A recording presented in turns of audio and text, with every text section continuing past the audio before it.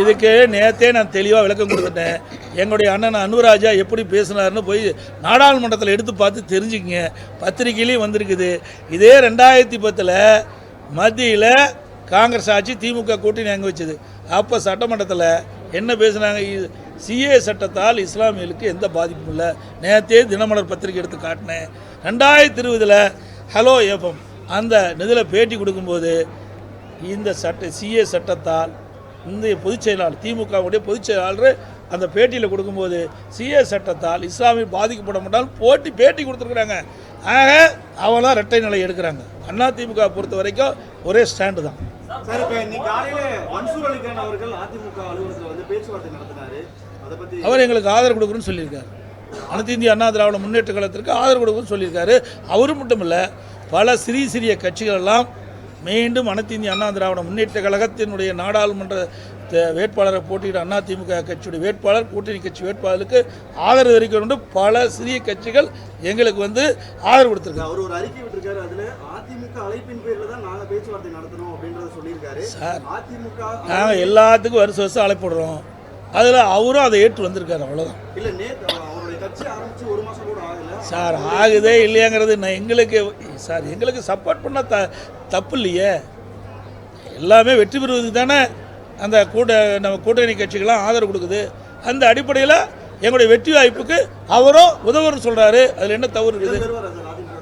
இடம்பெறுங்கிறது வேறங்க, ஆதரவு தான் தெரிவிக்கிறாரு. நிறைய சிறு கட்சிகள் நிறைய ஆதரவு கொடுக்குது. அதுலேயும் அவர் ஒருவர். எல்லாம் உங்களுக்கு தெளிவாகப்படுத்தப்படும். கூட்டணி அனைத்து இந்திய அண்ணா திராவிட முன்னேற்ற கழகம் முழுமையான கூட்டணி அமைத்த பிறகு உங்களை எல்லாம் அழைத்து எந்தெந்த கட்சிக்கு எவ்வளவு தொகுதி, அண்ணா திமுக எவ்வளவு தொகுதி போட்டியிடும் என்று தெளிவுபடுத்த வேண்டும். வரும் 4 இருக்குல்ல, என்ன தேதியே அறிவிக்கலையே. எப்போ தேதி வருதே தெரியலையே. போகட்டும், என்ன இருந்தாலும் தேதி அறிவிச்ச பிறகு தானே தேர்தல் நடக்கும். தேர்தல் அறிவிக்கலையே.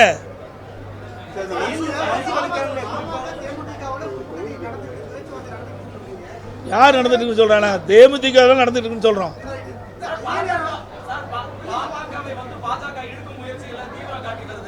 சார், இதெல்லாம் நீ அந்தந்த கட்சியில் போய் கேட்கணும். என்ன கேட்டால் எனக்கு என்ன எப்படி தெரியும்? பாரதிய ஜனதா என்ன எடுக்குது, பாட்டாளி அந்த கட்சியுடைய தலைவர்களை போய் கேட்டீங்களா அதுக்கு உண்டான விட கிடைக்கும்.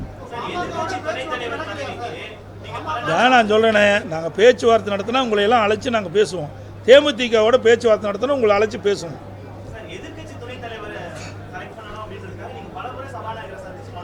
எதிர்கட்சி துணைத் தலைவர் அதுவா? ரைட், சொல்லுங்க.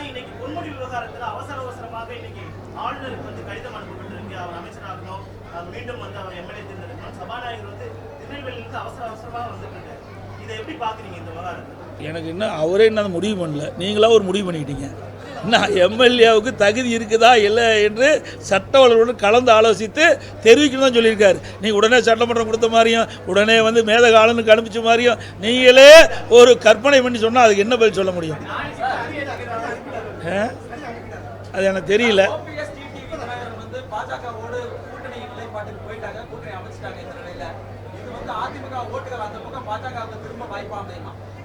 தேர்தல் பொறுத்திருந்து பாருங்கள். தேர்தலில் மக்கள் தான் எஜமானர்கள். யார் வெற்றி பெறுவார்கள் அவர்களுக்கு வாக்களிப்பார்கள்.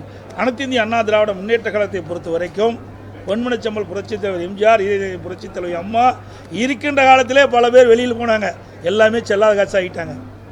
அனைத்து இந்திய அண்ணா திராவிட முன்னேற்ற கழகத்துக்கு யார் துரோகம் செய்கிறாங்களோ அவர்களெல்லாம் விலாசம் தெரியாத போவாங்க.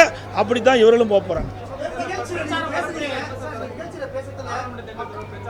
இன்னும் தேதியே அறிவிக்கலைங்களே. நாடாளுமன்ற தேதி அறிவித்த பிறகு தானே மற்ற வேலையெல்லாம் நடக்கும். நாடாளுமன்ற தேதி அறிவித்தவுடன் நீங்கள் சொன்ன மாதிரி எல்லா 40 நாடாளுமன்ற தொகுதி பாண்டிச்சேரி உட்பட அனைத்து பகுதிகளும் பிரச்சாரத்துக்கு நாங்கள் செல்வோம்.